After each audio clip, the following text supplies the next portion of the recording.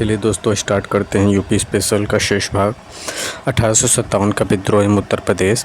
1857 ईस्वी में उत्तर प्रदेश की जनता, जमींदारों और राजाओं ने अंग्रेजी शासन के विरुद्ध एक महान विद्रोह किया, जिसे वीर सावरकर ने भारत के प्रथम स्वाधीनता संग्राम की संज्ञा दी। 26 फरवरी 1857 को कलकत्ता से 120 मील दूर स्थित बहरामपुर के 19वीं देसी सैनिक टुकड़ी ने चर्बीयुक्त कारतूसों के प्रयोग से इनकार कर दिया। उनके विरुद्ध कड़ी कार्रवाई की गई।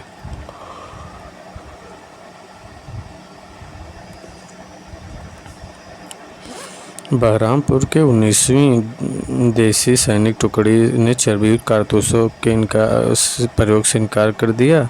उनके विरुद्ध कड़ी कार्रवाई की गई। कलकत्ता के निकट स्थित बैरकपुर की 34वीं देसी सैनिक छावनी के मंगल पांडे उत्तर प्रदेश के बलिया के निवासी थे। 29 मार्च 1857 को खुला विद्रोह कर लेफ्टिनेंट हेनरी बाग पर गोली चला दी।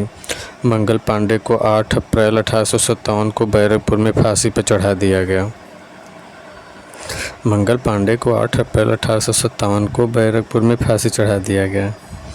इस समय भारत का गवर्नर जनरल लॉर्ड कैनिंग था। मंगल पांडे ने एनफील्ड राइफलों के लिए नए प्रकार के कारतूसों के प्रयोग का विरोध किया था। इन कारतूसों को प्रयोग करते समय इन्हें मुंह से खोलना पड़ता था। हिंदू मुस्लिम दोनों धर्मों के सैनिकों में यह धारणा व्याप्त थी कि इन कारतूसों के खोल में सूअर एवं गाय की चर्बी लगाई गई थी। 24 अप्रैल 1857 को मेरठ की देसी सेना ने नए कारतूसों को छूने से मना कर दिया।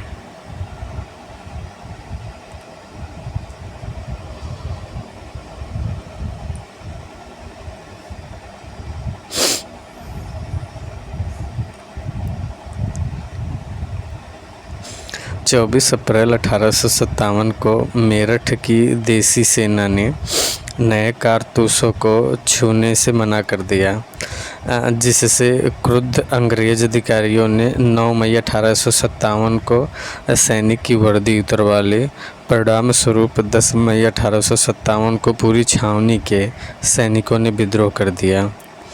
24 अप्रैल 1857 को मेरठ की देसी सेना ने नए कारतूसों को छूने से मना कर दिया, जिससे क्रुद्ध अंग्रेज अधिकारियों ने 9 मई 1857 को सैनिक की वर्दी उतरवा दी और परिणाम स्वरूप 10 मई 1857 को पूरी छावनी के सैनिकों ने विद्रोह कर दिया।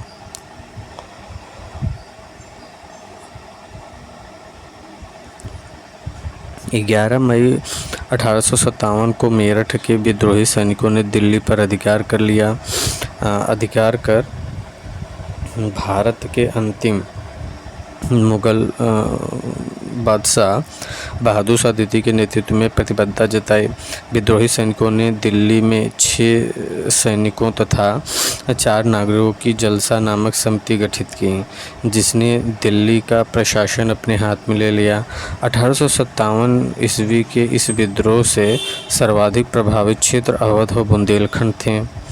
1857 की इस विद्रोह से सर्वाधिक प्रभावित क्षेत्र अवध और बुंदेलखंड थे। 1857 ईस्वी के इस विद्रोह में दोआब क्षेत्र ने भी सक्रिय योगदान किया था।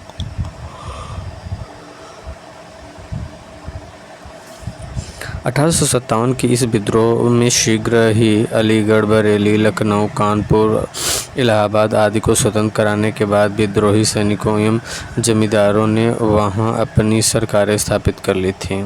1857 ईस्वी के विद्रोह का विस्तार इटावा, मैनपुरी, एटा, मथुरा, शाहजहांपुर, बदायूं, आजमगढ़, सीतापुर, लखीमपुर खीरी, बाराबंकी, बनारस, फैजाबाद, फतेहपुर, हाथरस आदि छोटे छोटे नगरों एवं कस्बों तक भी हो गया था। अवध की बेगम हजरत महल ने लखनऊ में विद्रोह का नेतृत्व किया। अवध की बेगम हजरत महल ने लखनऊ में विद्रोह का नेतृत्व किया। बेगम ने अपने अल्पवयस्क पुत्र ब्रिजेश कादिर को अवध का नवाब बनाया। 21 मार्च 1858 को कॉलिन कैम्पबेल द्वारा लखनऊ पर पुनः कब्जा कर लिया गया। 1857 ईस्वी के विद्रोह में कानपुर बिठूर के प्रशासन का नाना साहेब का अधिकार था। 1857 ईस्वी के विद्रोह में कानपुर में बिठूर के प्रशासन पर नाना साहेब का अधिकार था। नवंबर 1857 में विद्रोहियों ने अंग्रेज जनरल बिंडम को कानपुर के निकट पराजित कर दिया। नवंबर 1857 में अंग्रेज़ों ने अंग्रेज जनरल बिंडम को कानपुर के निकट पराजित कर दिया। 6 दिसंबर 1857 को कानपुर कॉलिन कैम्पबेल द्वारा विजित कर लिया गया। 6 दिसंबर 1857 को कानपुर में कॉलिन कैम्पबेल द्वारा विजित कर लिया गया। 1857 ईस्वी के विद्रोह में कानपुर में शहीद हुई अजीज़न बेगम नाचने गाने के पेशे से संबद्ध थी। 1857 के विद्रोह में कानपुर में शहीद हुई अजीज़न बेगम जो थी ना, ये नाचने गाने के पेशे से संबद्ध थी, शहीद हुई थी 1857 में। पंडित सुंदरलाल की पुस्तक भारत में अंग्रेजी राज के अनुसार कानपुर पर विद्रोहियों का अधिकार होने के बाद बंदी अंग्रेज स्त्रियों व बच्चों की हत्या के लिए विद्रोहियों को उकसाने वाली अजीज़न बेगम थीं। भारत में अंग्रेजी राज के अनुसार कानपुर पर विद्रोहियों का अधिकार होने के बाद बंदी अंग्रेज स्त्रियों व बच्चों की हत्या के लिए विद्रोहियों को उकसाने वाली अजीज़न बेगम थीं। 1857 ईस्वी के विप्लव के पश्चात बरेली के प्रशासन पर खान बहादुर खान रूहेला सैनिक अधिकारी ने अधिकार कर लिया था। 1857 ईस्वी के विप्लव के पश्चात बरेली के प्रशासन पर खान बहादुर खान रूहेला सैनिक अधिकारी ने अधिकार कर लिया। 1857 ईस्वी के विद्रोह में महारानी लक्ष्मीबाई ने झांसी में विद्रोह का नेतृत्व किया था। विद्रोहियों में यदि कोई जवां मर्द था तो झांसी की रानी थी। उक्त टिप्पणी जून 1858 में युद्ध करते हुए वीरगति को प्राप्त हुई झांसी महारानी लक्ष्मीबाई के लिए उनके विरुद्ध आक्रमण का नेतृत्व करने वाला अंग्रेज जनरल ह्यूरोज ने की थी। 1857 ईस्वी के विद्रोह में इलाहाबाद प्रयागराज के नेतृत्व पेशे की अध्यापक मौलवी लियाकत अली ने किया था। ये पेशे से अध्यापक थे मौलवी लियाकत अली। इन्होंने 1857 के विद्रोह में इलाहाबाद में नेतृत्व किया था। लियाकत अली अध्यापक थे। जून 1858 में कैप्टन नील द्वारा इलाहाबाद प्रयागराज पर पुनः अधिकार कर लिया गया। जून 1858 में कैप्टन नील द्वारा इलाहाबाद पर पुनः अधिकार कर लिया गया।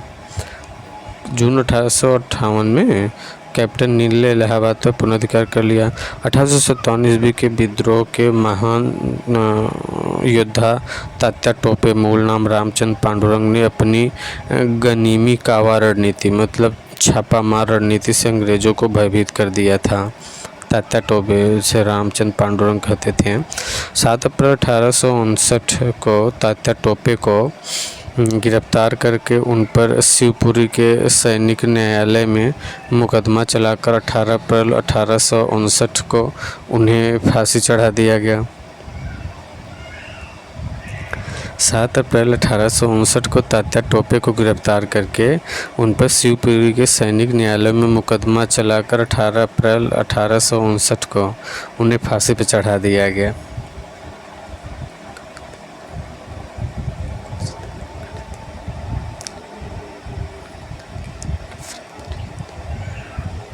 संयुक्त प्रांत में 1857 ईस्वी के विद्रोह में स्थानीय जनता ने अगस्त 1857 में भाग लेना प्रारंभ किया है।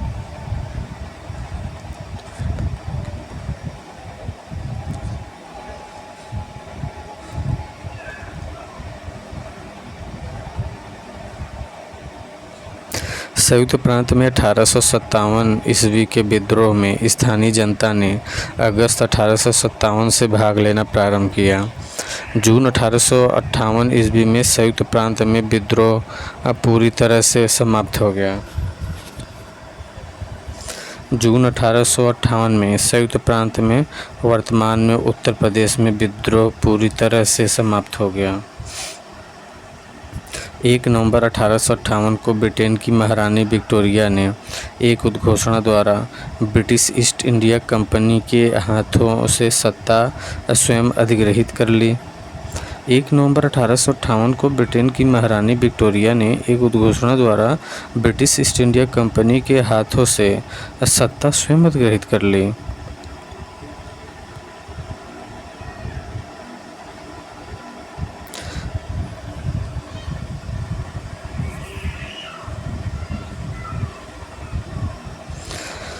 हाँ, 1 नवंबर 1858 को इलाहाबाद में लॉर्ड कैनिंग ने महारानी विक्टोरिया का घोषणा पत्र पढ़ करके सुनाया। 1 नवंबर 1858 को इलाहाबाद में लॉर्ड कैनिंग ने महारानी विक्टोरिया का घोषणा पत्र पढ़ करके सुनाया। 1 नवंबर 1858 को इलाहाबाद में लॉर्ड कैनिंग ने महारानी विक्टोरिया का घोषणा पत्र पढ़ के सुनाया। 1858 ईस्वी में दिल्ली डिवीज़न को उत्तर पश्चिम प्रदेश से अलग 1858 ईस्वी में दिल्ली डिवीज़न को उत्तर पश्चिम प्रदेश से अलग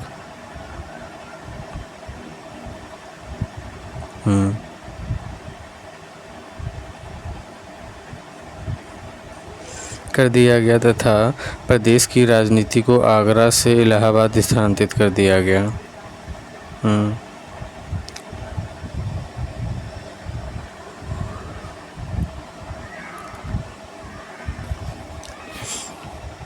उत्तर प्रदेश का आधुनिक इतिहास 19वीं सदी के उत्तरार्ध में बनारस और वाराणसी के भारतेंदु हरिश्चंद्र ने अपनी पत्रिका कवि वचन सुधा में स्वदेशी आंदोलन का समर्थन किया था। 19वीं सदी के उत्तरार्ध में बनारस और वाराणसी के भारतेंदु हरिश्चंद्र ने अपनी पत्रिका कवि वचन सुधा में स्वदेशी आंदोलन का समर्थन किया था। विदेशी शासन के खिलाफ जिहाद का नारा देने के उद्देश्य से 1866 ईस्वी में मोहम्मद कासिम नौनतवी एवं रशीद अहमद गंगोही ने देवबंद उत्तर प्रदेश में इस्लामी मदरसे की स्थापना की। अलीगढ़ में सर सैयद अहमद खां द्वारा 1875 ईस्वी में स्थापित मोहम्मडन एंग्लो ओरिएंटल कॉलेज का वर्तमान नाम अलीगढ़ मुस्लिम विश्वविद्यालय है। सर सैयद अहमद खान ने मुसलमानों की स्थिति सुधारने के लिए अलीगढ़ आंदोलन चलाया था।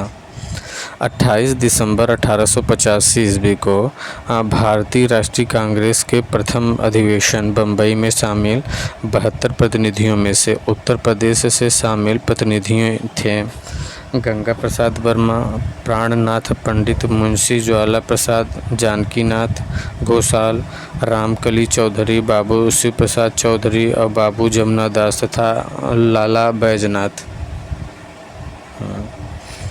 भारतीय राष्ट्रीय कांग्रेस के द्वितीय अधिवेशन कलकत्ता 1886 ईस्वी में भारतीय राष्ट्रीय कांग्रेस द्वारा सार्वजनिक सेवाओं से जुड़े प्रश्नों पर विचार करने हेतु गठित 17 सदस्यीय समिति में उत्तर प्रदेश से 5 सदस्यों का चयन किया गया था। गंगा प्रसाद वर्मा, प्राणनाथ, हामिद अली, नवाब रजा अली खान तथा मुंशी काशी प्रसाद। भारतीय राष्ट्रीय कांग्रेस के द्वितीय अधिवेशन कलकत्ता 1886 में भारतीय राष्ट्रीय कांग्रेस द्वारा सार्वजनिक सेवाओं से जुड़े प्रश्नों पर विचार हेतु 17 सदस्यीय समिति में उत्तर प्रदेश ने 5 सदस्य का चयन किया था। गंगा प्रसाद वर्मा, प्राणनाथ, हामिद अली, नवाब और रजा अली खान तथा मुंशी काशी प्रसाद। भारतीय राष्ट्रीय कांग्रेस के उत्तर प्रदेश में 1947 तक कुल 9 अधिवेशन हुए थे।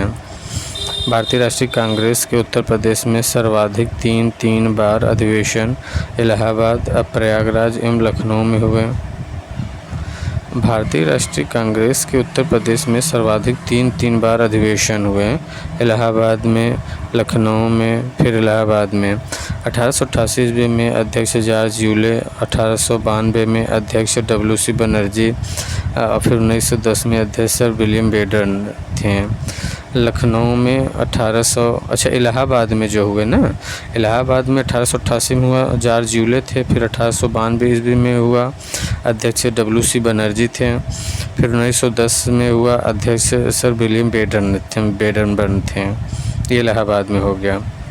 फिर लखनऊ में 1899 ईस्वी में हुआ। इसके अध्यक्ष रमेश चंद्र दत्त थे। 1916 में हुआ, अध्यक्ष अंबिका चरण मजूमदार थे। 1936 में हुआ, इसके अध्यक्ष जवाहरलाल नेहरू थे। इलाहाबाद, प्रयागराज एवं लखनऊ के अतिरिक्त 3 अन्य शहरों उत्तर प्रदेश में भारतीय राष्ट्रीय कांग्रेस के अधिवेशन हुए थे। 1905 में बनारस, इलाहाबाद, प्रयागराज एवं लखनऊ के अतिरिक्त 3 अन्य शहरों में भारतीय राष्ट्रीय कांग्रेस अधिवेशन हुए थे, जिसमें 1905 में बनारस हुआ। इसके अध्यक्ष गोपाल कृष्ण गोखले थे।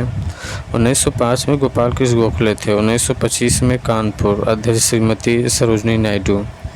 1925 में कानपुर में अध्यक्ष श्रीमती सरोजनी नायडू था। 1946 में मेरठ में अध्यक्ष आचार्य जे.बी. कृपलानी। 1946 में मेरठ में अध्यक्ष आचार्य जे.बी. कृपलानी। 1946 में मेरठ में जो अध्यक्ष हुए थे, अब कृपलानी हुए थे।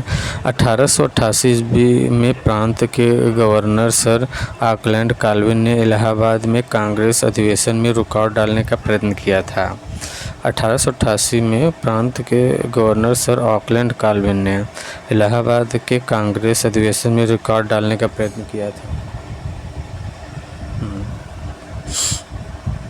बनारस के राजा शिव प्रसाद सितारे हिंद भी कांग्रेस के विरोधी तथा अंग्रेज़ों के पक्षधर थे।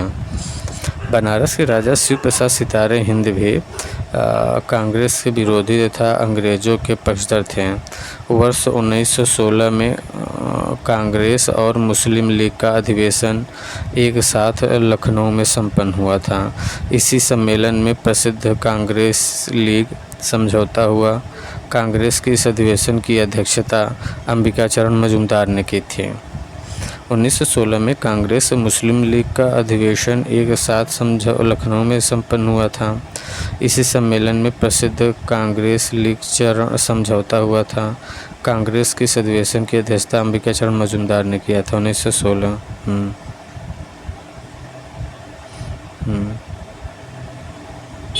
उत्तर प्रदेश तत्कालिक नाम संयुक्त प्रांत कांग्रेस कमेटी का प्रथम सम्मेलन 1908 में मोतीलाल नेहरू की अध्यक्षता में हुआ था। उत्तर प्रदेश तत्कालीन नाम संयुक्त प्रांत है। कांग्रेस कमेटी का प्रथम सम्मेलन 1908 में मोतीलाल नेहरू की अध्यक्षता में हुआ था। अक्टूबर 1920 में उक्त कांग्रेस का प्रांतीय सम्मेलन डॉक्टर भगवान दास की अध्यक्षता में मुरादाबाद में आयोजित किया गया था। उपर्युक्त सम्मेलन में भाग लेने वाले प्रमुख नेता थे महात्मा गांधी, मदन मोहन मालवीय, मोतीलाल नेहरू, जवाहरलाल नेहरू, स्वामी श्रद्धानंद हकीम अजमल खां, मौलाना शौकत अली, मौलाना मोहम्मद अली तथा मौलाना हसरत मोहानी।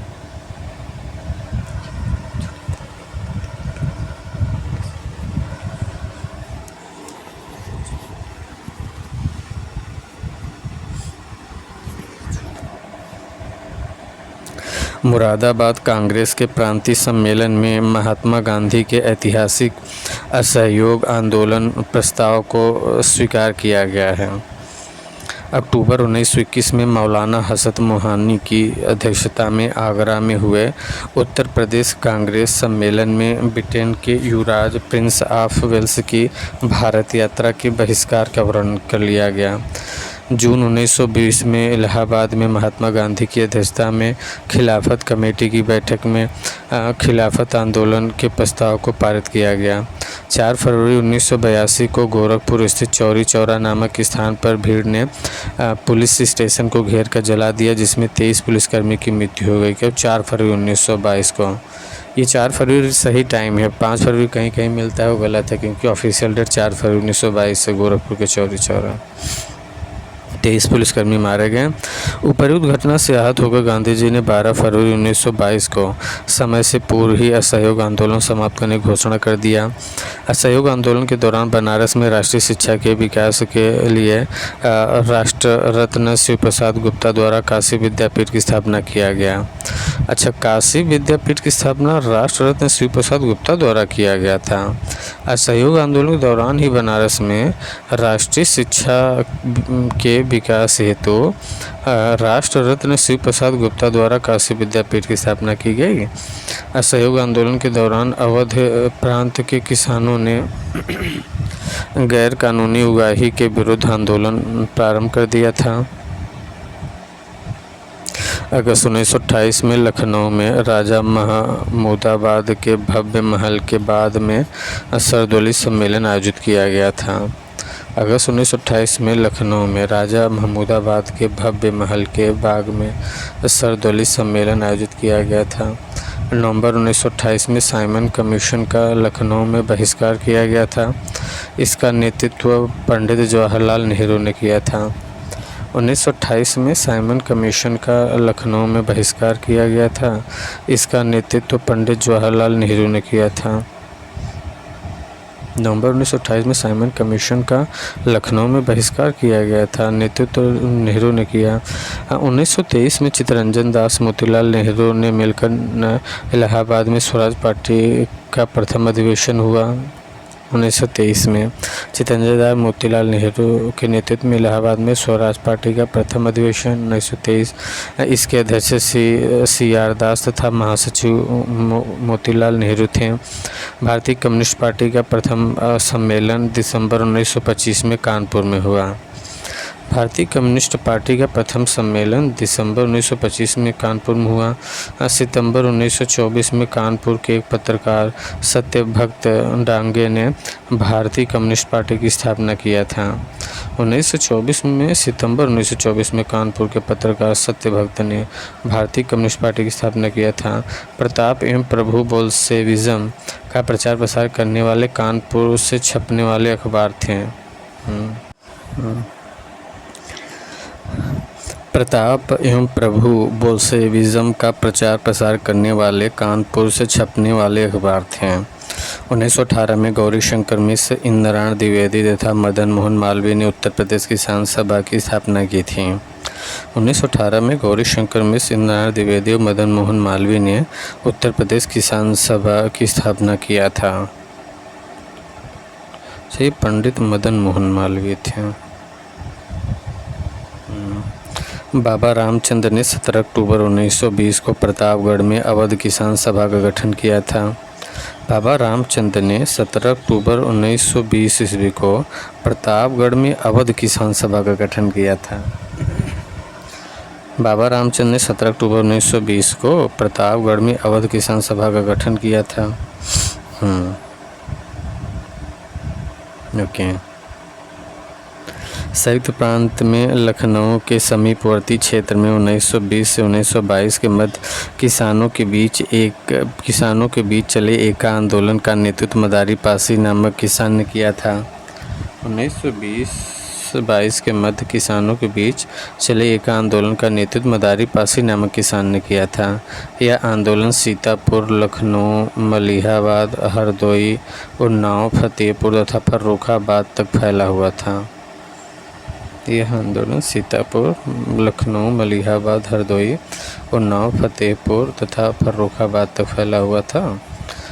उपर्युक्त आंदोलन का मुख्य उद्देश्य किसानों के बीच सांप्रदायिक एकता को बनाए रखना तथा जमींदारों के शोषण का विरोध करना था। ओके।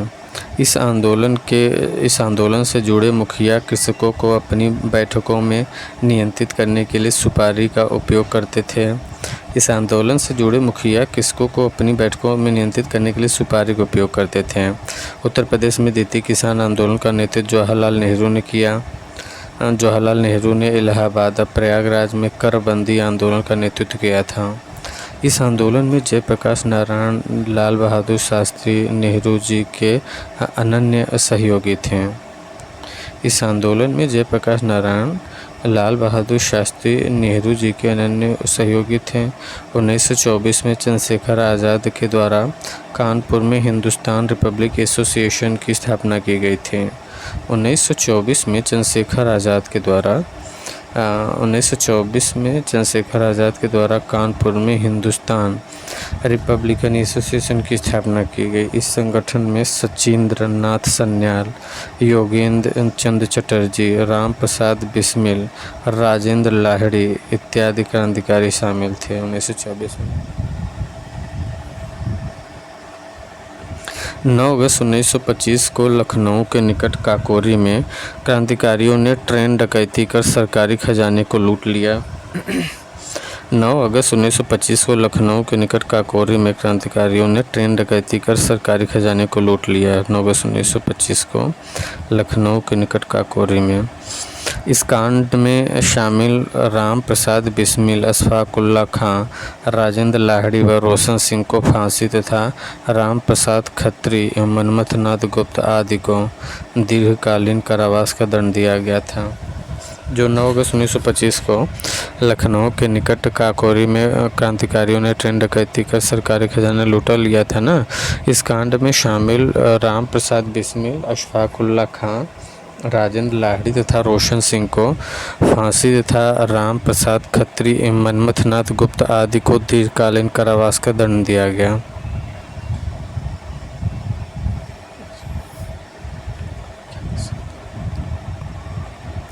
राम प्रसाद बिस्मिल को गोरखपुर, अशफाकुल्ला खां को फैज़ाबाद अब अयोध्या, रोशन सिंह को नैनी इलाहाबाद प्रयागराज तथा राजेंद्र लाहिड़ी को गोंडा में फांसी दी गई थी। राम प्रसाद बिस्मिल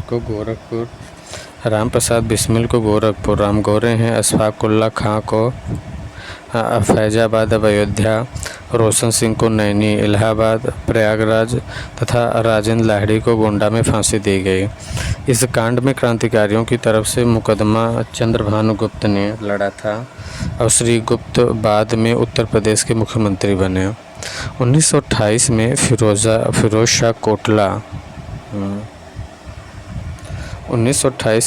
शाह कोटला दिल्ली में भगत सिंह की सलाह पर HRA में सोशलिस्ट शब्द जोड़कर इस क्रांतिकारी संगठन का नाम Hindustan socialist Republican association HSRA कर दिया गया। इसका उद्देश्य भारत में एक समाजवादी गणतंत्रवादी राज्य की स्थापना कर दिया था। 1928 में फिरोज शाह कोटला दिल्ली में भगत सिंह की सलाह पर 1928 में फिरोज शाह कोटला दिल्ली में भगत सिंह की सलाह पर HSRA में सोशलिस्ट शब्द जोड़कर 1928 में फिरोज शाह कोटला दिल्ली में भगत सिंह की सलाह पर HSRA में सोशलिस्ट शब्द जोड़कर इस क्रांतिकारी संगठन का नाम Hindustan socialist Republican association HSRA कर दिया गया। इसका उद्देश्य भारत में एक समाजवादी गणतंत्रवादी राज्य की स्थापना करना था।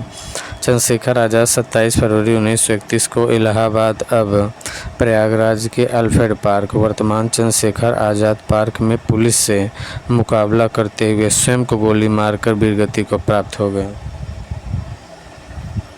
चंद्रशेखर आज़ाद 27 फरवरी 1931 को Allahabad Prayagraj Alfred park Chandrashekhar Azad park में पुलिस से मुकाबला करते हुए स्वयं को गोली मारकर वीरगति को प्राप्त हुआ।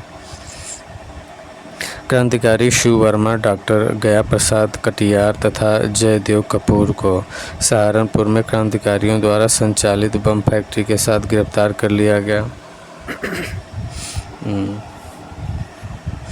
1926 के चुनाव में संयुक्त प्रांत में नेशनलिस्ट पार्टी को सबसे अधिक सीटें प्राप्त हुई। 1926 ईस्वी के चुनाव में संयुक्त प्रांत में नेशनलिस्ट पार्टी को अधिक सीटें प्राप्त हुई। 1937 के निर्वाचन में संयुक्त प्रांत की विधानसभा में निर्वाचित होकर आने वाले कुल 64 मुस्लिम स्थानों में से विभिन्न पार्टियों को प्राप्त स्थान इस प्रकार थे। मुस्लिम लीग को 29 सीट, स्वतंत्र उम्मीदवार को 24 सीट, कांग्रेस को 1 seat, national agriculturist party of Agra को 7 और national agriculturist party of Awadh को 3। उपर्युक्त निर्वाचन में 164 सामान्य सदस्यों में पार्टियों को प्राप्त स्थान इस प्रकार थे। कांग्रेस को 134, national agriculturist party of Agra को 6, national agriculturist party of Awadh को 9, लिबरल को 1 तथा स्वतंत्र उम्मीदवार को 14। 1 अप्रैल 1937 को संयुक्त प्रांत के राज्यपाल सर हैरी डैग ने नवाब छतारी के नेतृत्व में अल्पमत सरकार गठित की थी। अब 1 अप्रैल 1937 को संयुक्त प्रांत के राज्यपाल सर हैरी हैग ने नवाब छतारी के नेतृत्व में अल्पमत सरकार गठित की थी। 1 अप्रैल 1937 को संयुक्त प्रांत के राज्यपाल सर हैरी हैग ने नवाब छतारी के नेतृत्व में अल्पमत सरकार गठित की थी। संयुक्त प्रांत में मोहनलाल सक्सेना ऐसे कांग्रेसी नेता थे जो पंडित जवाहरलाल नेहरू की इच्छा के विरुद्ध मुस्लिम लीग से गठबंधन करने के समर्थक थे।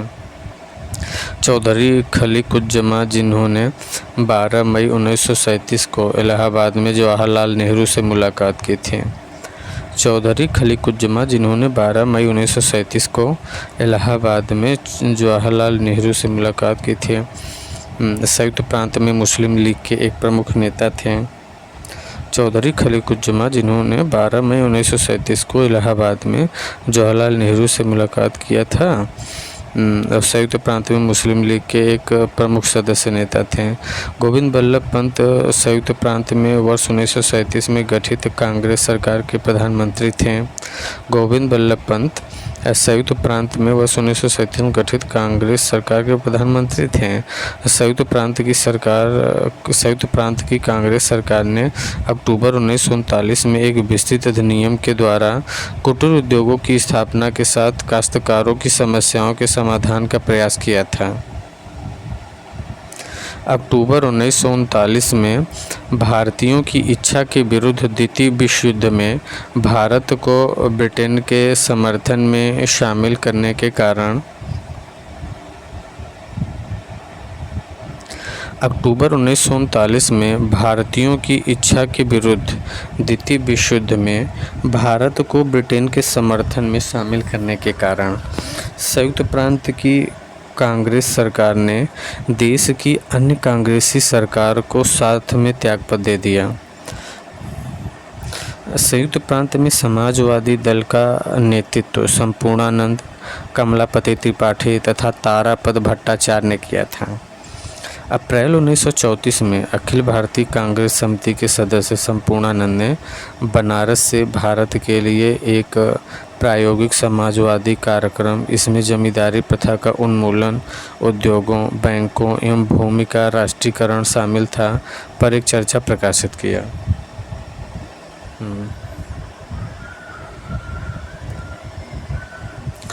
अप्रैल 1934 में अखिल भारतीय कांग्रेस समिति के सदस्य संपूर्णानंद ने बनारस से भारत के लिए एक प्रायोगिक समाजवादी कार्यक्रम, जमींदारी प्रथा का उन्मूलन, उद्योगों, बैंकों एवं भूमि का राष्ट्रीयकरण शामिल था, पर एक चर्चा प्रकाशित किया।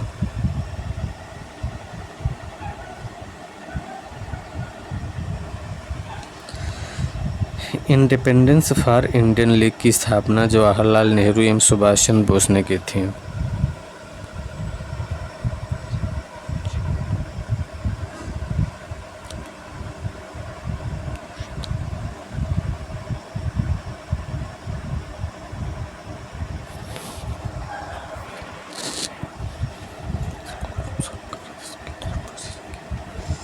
इंडिपेंडेंस फॉर इंडिया लीग की स्थापना जवाहरलाल नेहरू एवं सुभाष चंद्र बोस ने की थी।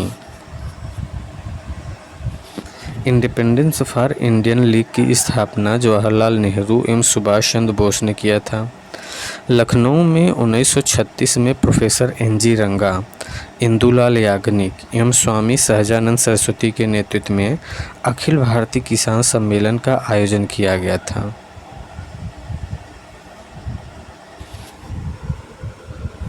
लखनऊ में 1936 में प्रोफेसर NG रंगा, इंदुलाल याग्निक लखनऊ में 1936 में प्रोफेसर NG रंगा, इंदुलाल याग्निक एवं स्वामी सहजानंद सरस्वती के नेतृत्व में अखिल भारतीय किसान सम्मेलन का आयोजन किया गया। स्वामी सहजानंद सरस्वती इसके अध्यक्ष प्रोफेसर NG रंगा महासचिव चुने गए। तो उन्हें लखनऊ 1936 में जो NG रंगा, इंदुलाल याग्निक, स्वामी सहजानंद सरस्वती के नेतृत्व में अखिल भारतीय किसान सम्मेलन का आयोजन किया गया था ना, उसमें स्वामी सहजानंद सरस्वती इसके अध्यक्ष थे और प्रोफेसर NG रंगा महासचिव चुने गए थे। उत्तर प्रदेश के बनारस हिंदू विश्वविद्यालय के छात्रों ने स्वतंत्र शासन की स्थापना की घोषणा की थी। उत्तर प्रदेश के बनारस हिंदू विश्वविद्यालय के छात्रों ने स्वतंत्र शासन की स्थापना की घोषणा की। 9 अप्रैल 1938 को गांधी जी ने घोषित आदेशों के अनुसार मद्य निषेध लागू करने के लिए सर्वप्रथम एटा एवं मैनपुरी जिलों में चुना गया।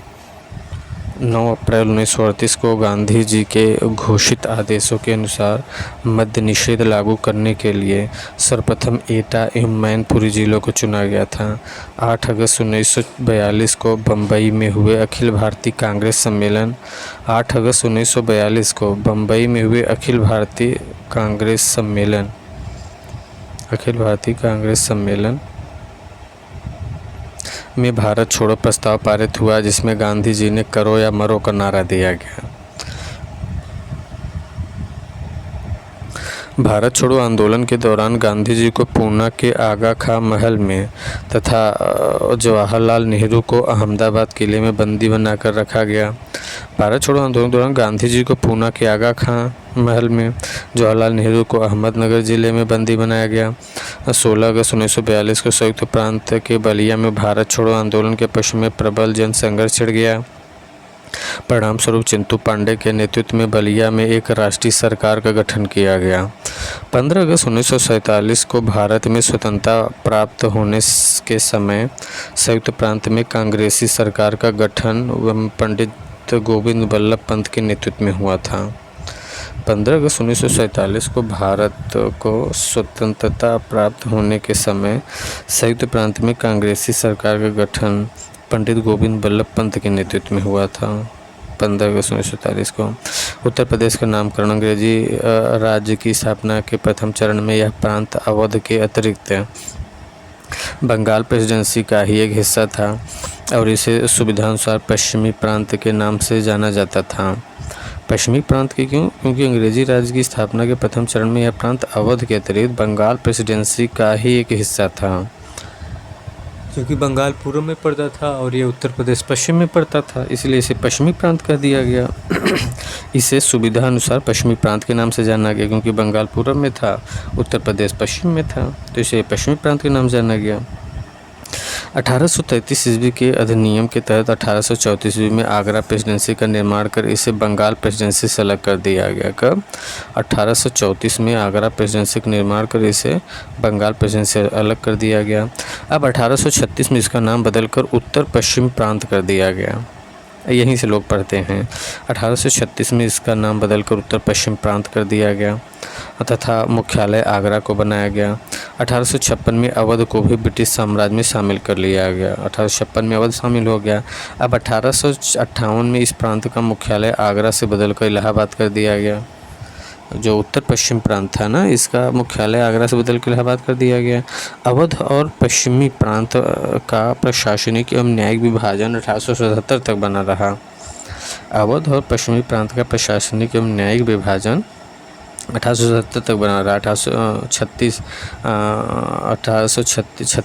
72 577 तो अवध और उत्तर पश्चिम प्रांत का प्रशासनिक एवं न्यायिक विभाजन 1877 तक बना रहा। अवध का प्रशासनिक एवं न्यायिक मुख्यालय लखनऊ रहा। अवध का प्रशासनिक एवं न्यायिक मुख्यालय लखनऊ रहा तथा उत्तर पश्चिम प्रांत का मुख्यालय इलाहाबाद 1877 ईस्वी में इन दोनों प्रांतों का एकीकरण किया गया। अवध का प्रशासनिक एवं न्यायिक मुख्यालय लखनऊ रहा तथा उत्तर पश्चिम प्रांत का मुख्यालय इलाहाबाद। 1877 ईस्वी में इन दोनों प्रांतों का एकीकरण कर इस प्रांत का नाम उत्तर पश्चिम प्रांत आगरा और अवध कर दिया गया। कब? 1877 ईस्वी में ही इन दोनों प्रांतों का एकीकरण करके उत्तर पश्चिम प्रांत आगरा अवध कर दिया गया। 1902 में इसका नाम बदलकर आगरा और अवध का संयुक्त प्रांत कर दिया गया। 1902 में इसका नाम बदल के क्या किया गया, आगरा मगध का संयुक्त प्रांत। 1902 में आगरा मगध का संयुक्त प्रांत किया गया। 1920 के चुनाव के बाद प्रांत की सरकार को लखनऊ स्थानांतरित करने का निर्णय लिया गया। 1921 में लखनऊ में विधान परिषद की स्थापना के साथ क्रमिक रूप से प्रांत का मुख्यालय इलाहाबाद से लखनऊ स्थानांतरित कर दिया गया। तथापि प्रदेश का उच्च न्यायालय इलाहाबाद में ही बना रहा। 1935